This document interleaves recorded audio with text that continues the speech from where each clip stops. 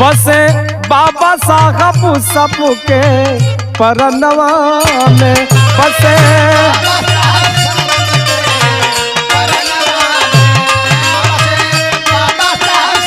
वाह क्या बात है। जेकर कीर्ति हमारे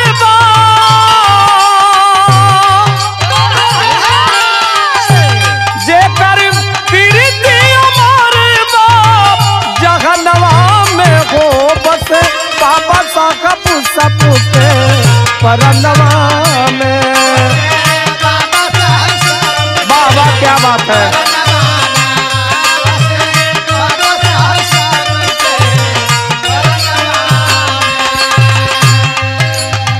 क्यों बाबा साहब सबके दिल में बसते हैं। कैलाश भैया, शिव कुमार भैया, हीरा भैया।